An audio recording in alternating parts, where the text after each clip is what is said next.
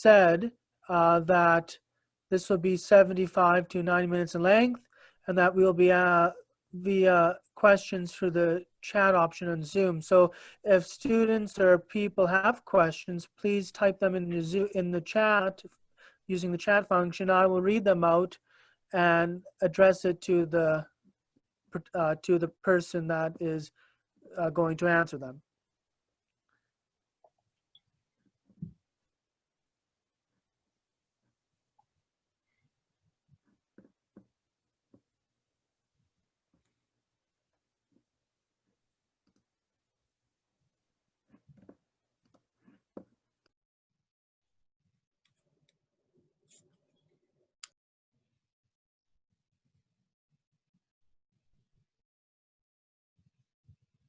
While we're waiting for the first question, I see we've got someone, Leo Petrilli from Ontario. Leo, good afternoon. It's nice to have you in from Ontario. And I hope you're having as good weather down there as we are here in Regina today.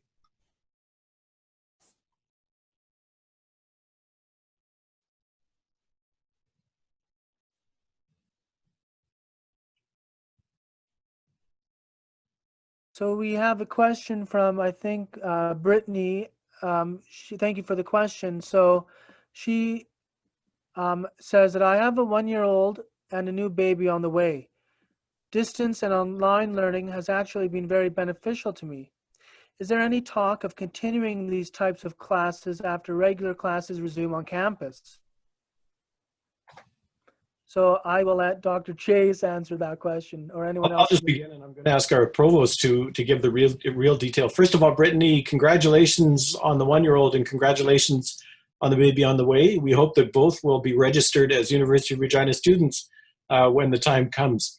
Yes, the answer to your question is yes. I think one of the things that's exciting, if you like, if anything can be called exciting about COVID-19, is the opportunity to reflect on our practices as an institution and ask ourselves whether there are changes we could make. For people like you, distance education, remote learning is obviously very helpful. We have grown that side of university operations quite remarkably in the past 10 years, and I think we'll see more and more of that. Similarly, many members of staff are asking, given that we've been able to function well from home, is there an opportunity to look more flexibly at work regimes in future? And the quick answer to that is yes. We're going to try to learn from COVID. But David can give you a more specific answer about the future with regard to remote learning. Thank you very much, Tom, and good afternoon, everybody.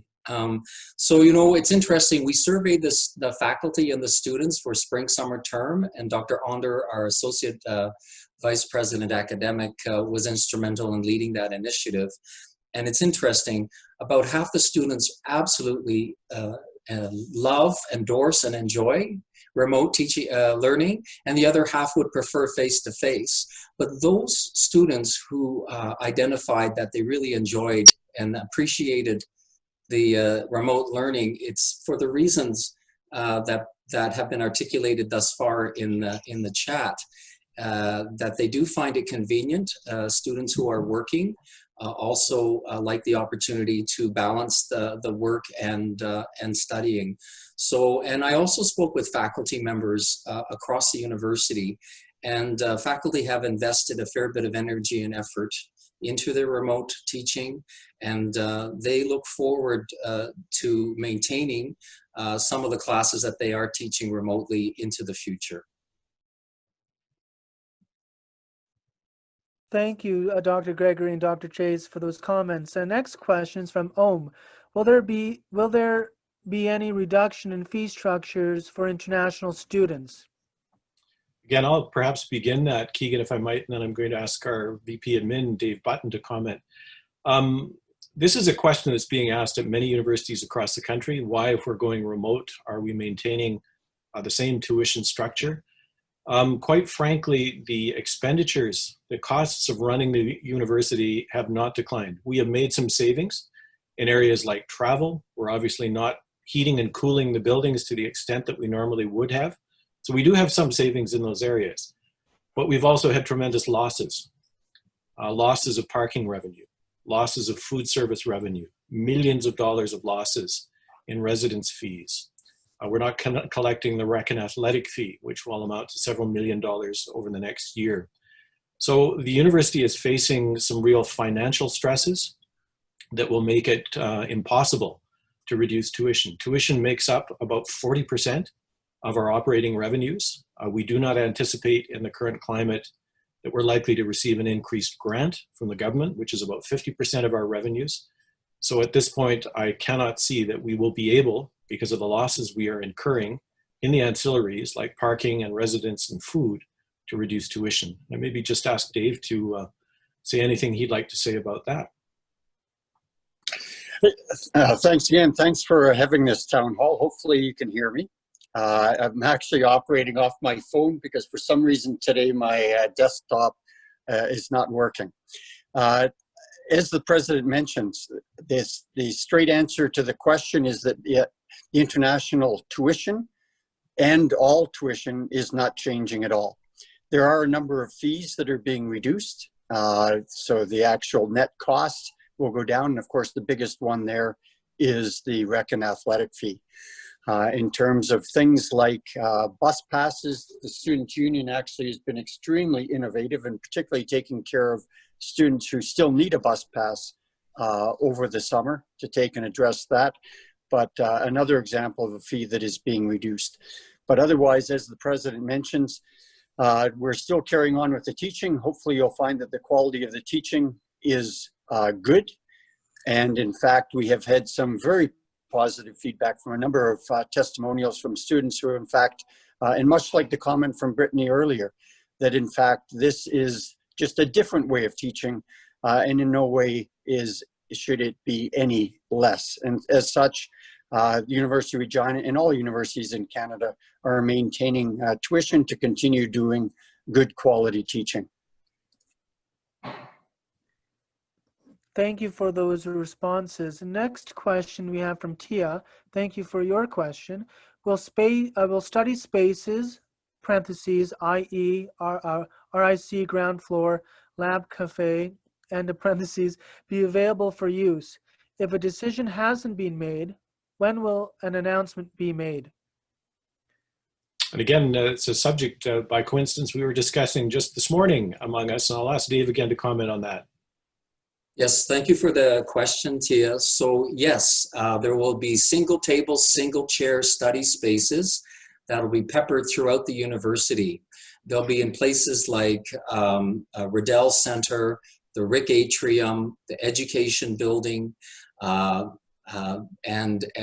between education and kinesiology, there'll be several solo tables and chairs. So these are individual study, solo study spaces. And they're being set up on campus right now. And so we'll be ready in September or prior to that. If students must come onto campus to access Wi-Fi or to seek out a quiet space, they'll be ready for the students. In addition, the library will have study spaces in the Archway Gallery room, and I think 17 study spaces in there. All physically distanced, of course, and with COVID-19 cleaning protocols in place. And First Nations University will also have some study spaces. For the library and First Nations, you must book in advance. There's no walk-ins. You can't just walk into the library to access the study spaces. You have to book in advance. And for the other single table, single chairs that are peppered throughout the university, those are accessible. You don't need to book them. You can just claim them and work from them.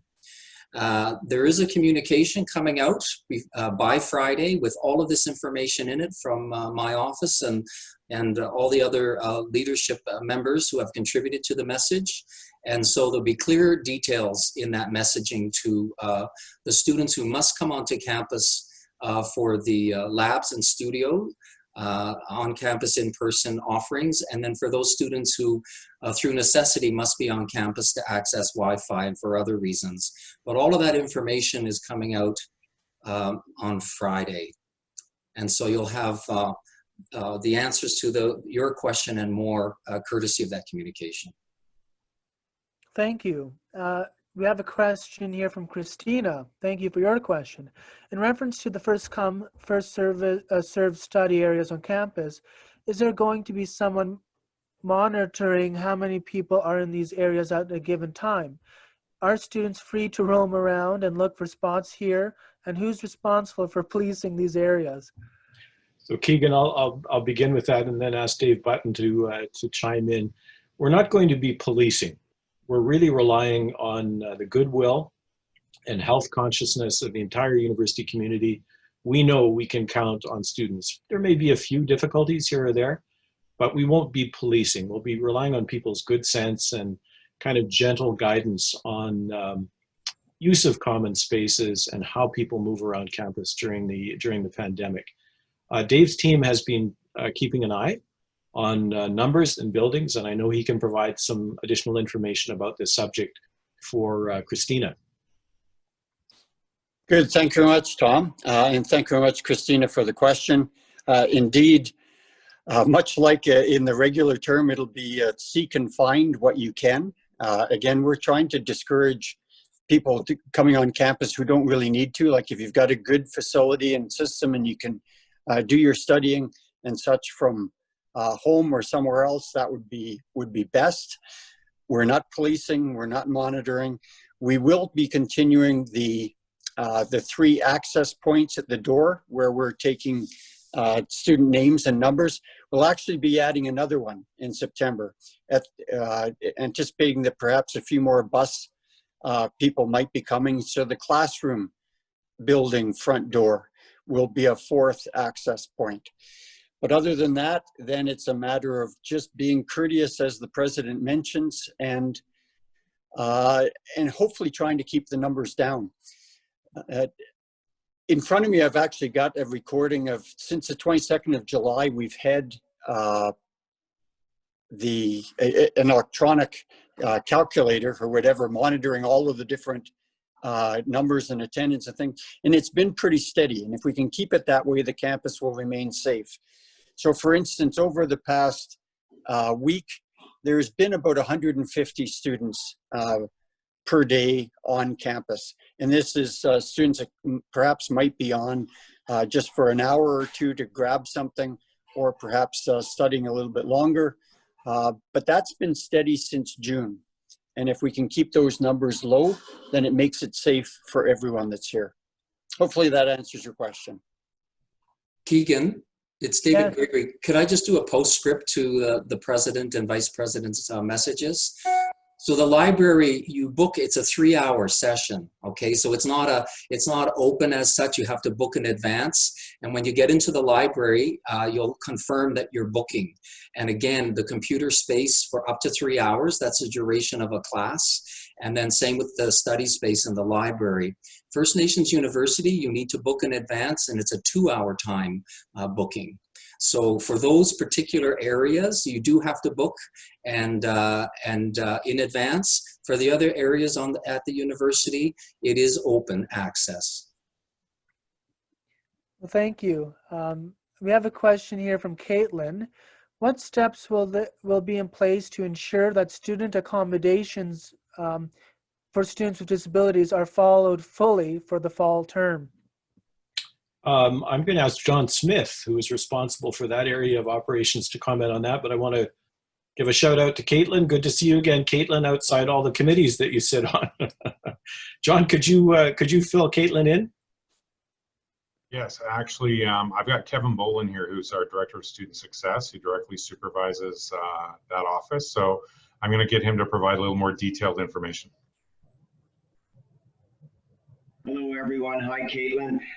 Caitlin, we've met many times, as you know.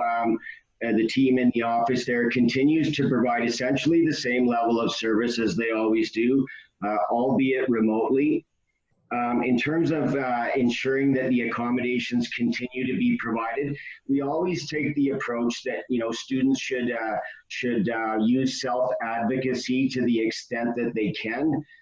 However, if they ever run into an issue with an instructor or there's a misunderstanding, your first call should always be to one of the CSA staff. Not only do we have a legal obligation, but we certainly have an ethical obligation to provide those services as well. Thank you.